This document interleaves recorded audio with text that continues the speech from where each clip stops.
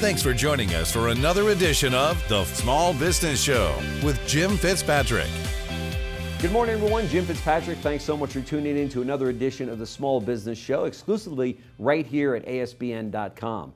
As an entrepreneur, many times you have a lot on your plate and lots to juggle, so it can be easy to let your well-being take kind of a back seat. This can be detrimental to not only you, but also your employees. So it's important to get ahead of it. On today's show, we're joined by an expert that has the answers to staying positive in the workplace and creating a company culture along the way. And so we're pleased to welcome back Tia Graham, who's a speaker, consultant, and author of her latest book, Be a Happy Leader. Just the person we need right now, especially in times like this. Right, Tia? Yes, and thanks for having me back. Sure. Thanks so much for joining us. So let's jump right in here. Talk to us about the role executives and companies play in employee well-being. Yes. So, of course, the world of work has changed dramatically and is continuing to change at a rapid pace. And employees have different expectations, and the need for prioritizing and focusing on well-being is extremely important. Yeah. So from my perspective, it is both the employees as well as the executives, the organization's responsibility to take care of well-being. We spend a lot of time at work, and so organizations definitely have a responsibility. And what I say is that it is not the role of HR to only care about how people are feeling and how people are doing. Right. It is all C-suite executives need to ensure that it's top of mind. Sure. So what falls under that umbrella of well-being from your perspective? Yes. So it's a multi-pronged approach. So it is financial well-being, making sure that people are paid well and that they can, pay their bills and live well. It is their emotional well-being. So making sure that you talked about being positive, that there are more positive emotions at work than the negative ones. Of course, there's going to be the negative, but that's a key part as well. Sure. Intellectual well-being. So making sure that people have the opportunity to learn and grow in their work and ideally, move up in their career as well. And then relational well-being, making sure that there is a positive, caring, connected relationship with their manager, their boss, their supervisor, as well as great relationships with their coworkers.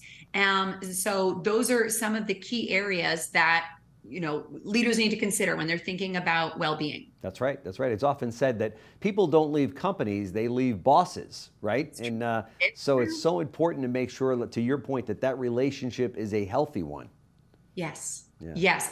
And that there's an equal focus on, of course, you drive results. Businesses want to grow and increase revenue and profits, but that focusing on relationships and healthy, caring relationships where there's psychological safety and opportunity for listening from your employees, et cetera, that balance between results and relationships is there. Sure. Is this one of those things, though, that can scare leaders and managers at companies where they say, "Ooh, I don't know that I'm schooled in this area. I'm going to leave that to HR. I don't want to go where maybe I'm not supposed to be"?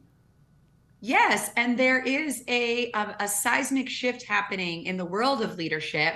But the great thing is that all of these strategies and tactics on how to increase and sustain employee happiness, employee well-being can be learned.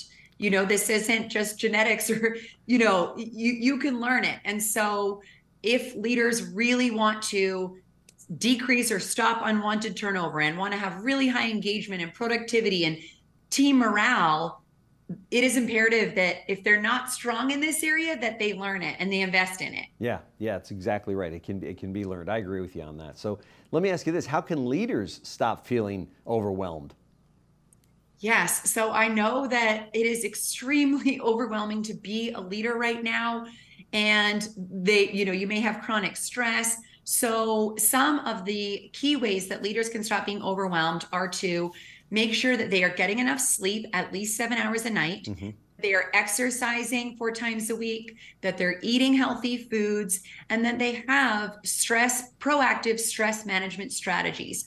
And these can look like having a meditation practice, making sure that they're spending time in nature, that they are detoxing from technology, right? They might go for a walk, you might read a book, you might be watching a show with your spouse, and that your phone is away. That they have active present strategies, with their kids or with time with friends, so that they are not always thinking about and being consumed by work as well. And another great strategy is volunteering, helping others in small ways, and taking breaks throughout the day, not having those back-to-back nonstop meetings, but taking those 5 or 10-minute breaks to get a drink of water, step outside, listen to music. That's right. So that you are making sure that you are calming your nervous system throughout the day. That's right. And it makes you not only a better person, but more fun to be around and a much better leader, right? You're much more clear-headed in an environment like that, right? Yes, absolutely, because your energy is contagious. And make sure you take vacations as well. Take those breaks throughout the year. That's right. That's right. Talk to us a little bit more about why leaders need to learn about the science of happiness. So the research on the science of happiness is truly profound, and leaders need to learn about positive psychology because it directly connects to business results. The research shows that when employees are happier, they are more productive, more innovative, engaged, etc. And so they need to learn about it for themselves, because when the leader themselves is happier, they're going to do better work, and they're going to be the type of leader that people want to work for. That's right. And then they also need to learn about this research so that they can create a happier workplace. That's right. That's exactly right. And people, it's funny when they interview and they survey employees at companies, compensation is always like number maybe 3 or 4 on the list of the top things that keep that individual at a particular company. It's usually the work environment, the people that they work for, the culture that's at that company and that business, and then around about 3 or 4, maybe even 5 in some cases, is compensation. But when they interview leaders and company owners, they say, "What do you think keeps people at your business?" And they all say, "Oh, compensation." They're missing the boat there, aren't they? Yes, absolutely. And one of, there's a tremendous amount of research on when employees feel like they are making progress in meaningful work, okay, that the organization is meaningful and purposeful. It's helping society, it's helping the community, and the companies feel like they're a part of that. Right.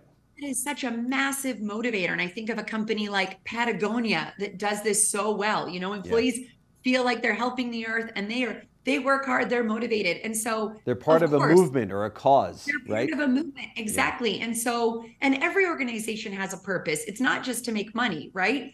Of course, you make money, but but helping employees connect to that purpose and the meaning in their work can really be a huge motivator. And you're right, money isn't number one. Nope. I think that's where we drop the ball. Why is mindfulness at work needed?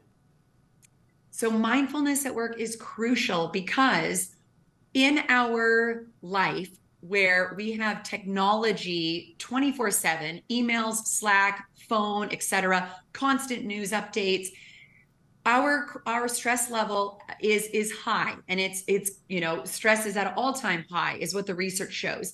And so taking 5 or 10 minutes to do a meditation, or just take a minute to just slow down your breath, it allows you to calm your body, to focus, to have a sense of gratitude and not be thinking about just constantly on your to-do list. Right. And it also helps with clear thinking, and that you are going to be less reactive at work. If you get that email, or if the client does something, and so there's many, many benefits. And so in this day and age, I believe all leaders need to have a mindfulness practice just to deal with living in the world that we live in. That's right. That's right. So for my last question, and as I read this question, this could be a whole nother show, but maybe you can just kind of touch on it. From your perspective, what is needed to become the type of boss that people actually want to work for? Now you see why it could be a whole separate show, right? But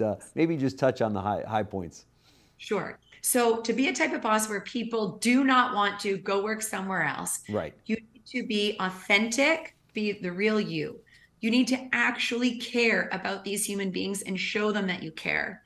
You need to give consistent, specific, positive feedback. You need to be telling people what they're doing well on an ongoing basis so that they feel happy and that they feel motivated. I talked about the connection to purpose as well.